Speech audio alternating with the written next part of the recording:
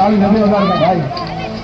તમે મારા ઘરમાં છો ને, મારું માલધારી ઘર, મારું ઘર જ કહેવાય ને શંકરલાલ. એટલે એક ખાનગી વાત એ કહું છું કે જે ભગવાનના નામે તાળી ન પડે ને ભાઈ, એના માટે પરમાત્માએ આખો અવતાર રાખ્યો.